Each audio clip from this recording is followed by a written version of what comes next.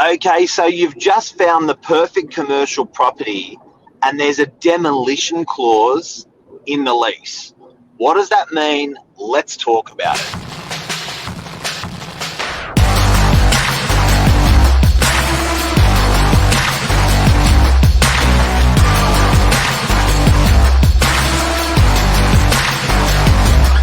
I'm the ringleader, so listen up. Buenos dias, Mr. Novak. Oh, the Mexican, how are you? I'm good, man. I'm good. How you doing? Yeah, good. So you've given me a harsh reality this morning, and I've been calling you Mexican for a long time, and you just admitted this morning that this isn't the first time in your career. This isn't. I think let's make it clear. Let's make it straight. I'm not Mexican. I'm Chilean. But when this starts to grow Mexican out, chili. and you're dark as this on the northern beaches, I think you just kind of fall into it. But it's true. Like not the first gig where I've been called it, but it's funny. I love it. You take it like a champion. Yeah. So Mexican. This is something that we want to teach people about demolition clauses, because it sounds serious. It potentially can be serious. So let's set the scene. Okay, so your offer's been accepted into a commercial property. You get the lease back, or you get the heads of agreement back, and it says demolition clause to be put into lease. Yep. What is it? So a demolition clause, commonly, I mean, it is a commercial leasing term, commonly in a retail lease, but it can essentially span over to a different range of leases. It's something that a landlord or an owner back in the day would probably keep in their back pocket. And it's something to say, hey, if I've potentially got something I want to do with this property, my land, something small, something big, I'm going to give you an exact amount of time, potentially, minimum 6 months, 9 months of time, and I'm going to go ahead and I'm going to action that plan. And the thing with anything that someone's going to do, you need proof, right? You need evidence. You need something to kind of show, hey, well you can't just let me go. Like, really? Like, I'm all excited to enter this lease. You're a tenant. You're like, sweet, I found the spot. And it's like, well, really? Like, what do I do? So really with the demolition clause, it's setting the scene for advancements, something to upgrade the property that essentially an owner or landlord's looking to do. But I'd say let's give an even bigger scenario. Let's kind of like storytell here with this. For instance, hypothetical property in Brookvale, and we know Brookvale going through major upgrades, major redevelopment as a whole, the suburb, and you've got a property there. Fantastic tenants come along, said, hey, you know what? I'm all excited to get started. Another tenants come along, ready to get started. So you've got two parties that are looking to enter into this property.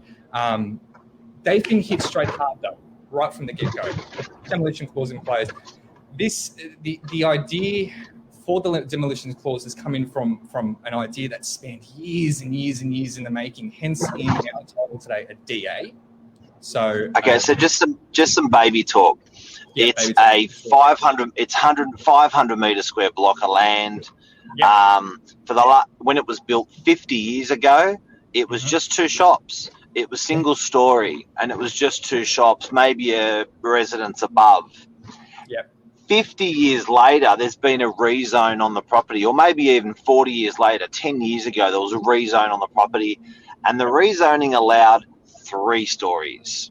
So the owner's going, well, do I build the 3 stories? I don't really have the time or money, but one day I'm going to. Do I want to stitch the property up with a tenant for 20 years or 10 years, or do I want to sort of keep my options open? So I guess if the property has the opportunity to be further developable, it can potentially freak a landlord out from signing a long lease. But more often than not, these owners never actually end up exercising the demolition clause. They never end up developing the property, but they just want to have that option open. Absolutely. Options is such a big thing, and a lot of the time too, when it's taking so long, it's sometimes really out of their hands.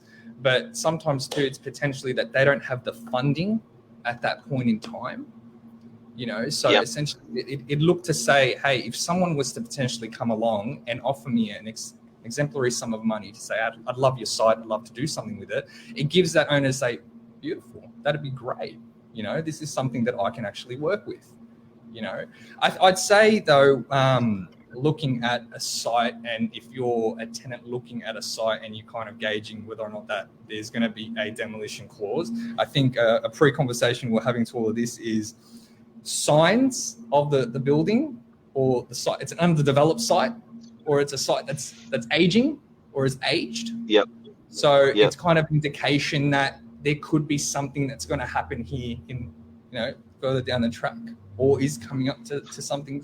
So I guess you can say a new property will never have a demolition clause in its lease, because you can't. It's at its maximum potential, but certainly the older ones, yeah, definitely. So it's looking at options for the owner and the landlord. It's looking at further potential for the property. I'd say go on, sorry. Nate, I find with demolition clauses, they're always a hassle with tenants. Tenants just don't know what they are. Tenants just freak out because of them, because they don't want to be told, 6 months later or 9 months later, you've got to go. So often these demolition clauses are very intimidating to a tenant. But the reality is, often the landlords are just dreamers. They just want to keep that dream alive and keep that dream open, but they never actually do it. So I think it's really, really worthwhile to look into to explore it as a tenant, because I reckon you are getting cheaper rent as well as a tenant, because if it is dilapidated and if it is a bit older, if that tenure is not being given of 3x3 or 5x5, often the landlord will rent it for half or 2/3, which can be perfect for a tenant. Absolutely, especially it's one of those businesses where it's not been around for such a long time. It's still generating business as a whole, and it's probably plotting yourself in an area that it's outside of where you've started from, and it's building that rapport. It's building that brand. But again, it's not something ultimately to be intimidated about, especially when it's about both parties being happy. And one of them, of course, is the owner or the landlord looking to say, all right, I'm happy to reduce the rent, build incentive over the property, because yes, okay, the demolition clauses have been intimidating. And you could also look as well, yes, from the perspective of a tenant. You're going there, you're spending X amount of money on the fit out. Some people's fit out's completely simple, other people's it's a bit hefty, and you're going through quite a bit of chunk of per income to make it happen.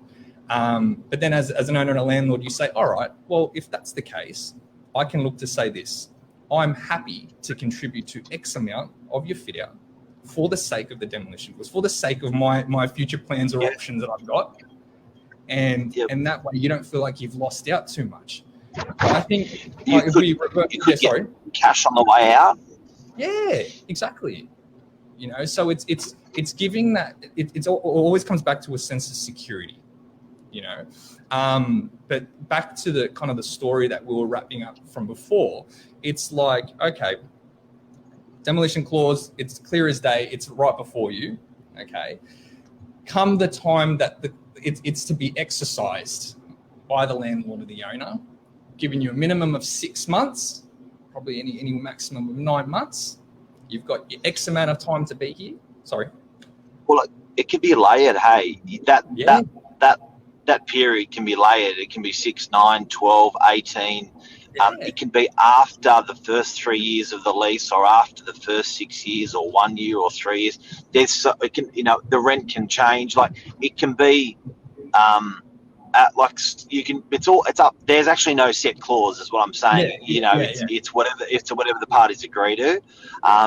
And also, Nathan, I think something important to consider for people is the duration of a lease and the duration of a DA and the likelihood of a DA.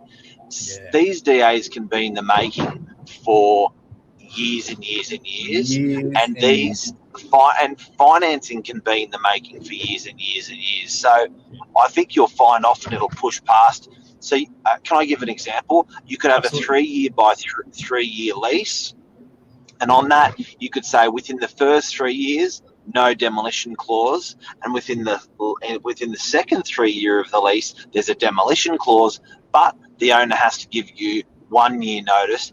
And if the owner gives you 1 year notice, they have to give you 50 grand if they execute the demolition clause in the second years. So there's some layering and there's some financial consideration that can come into a negotiation.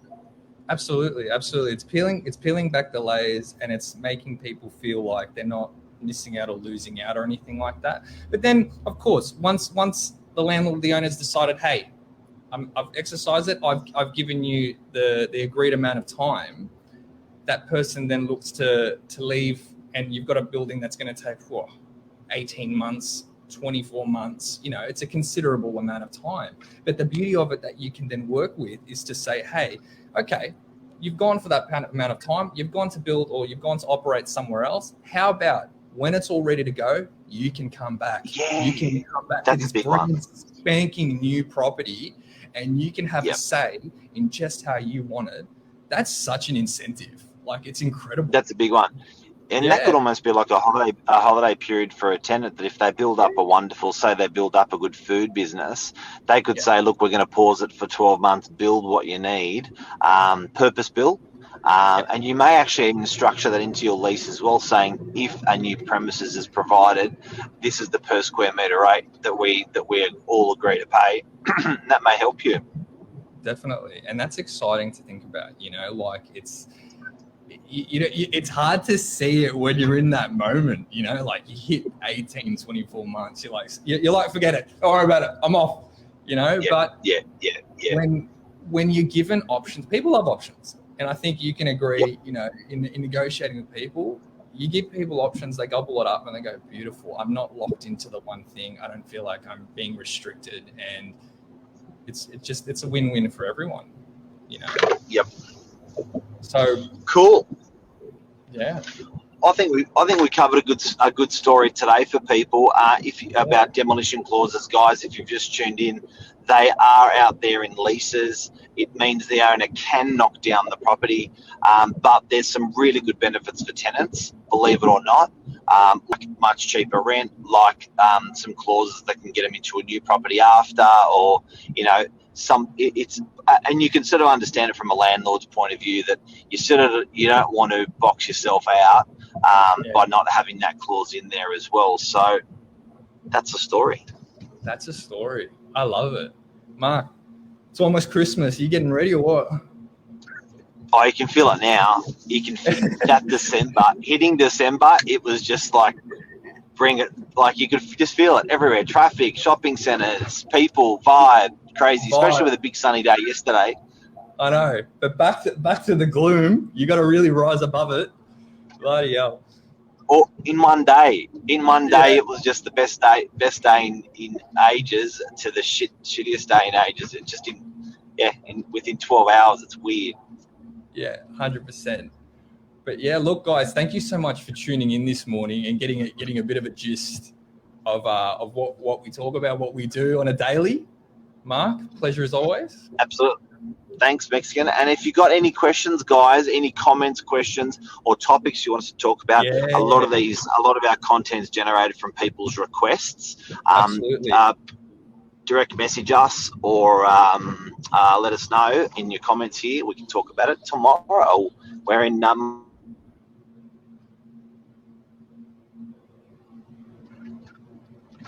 see you guys.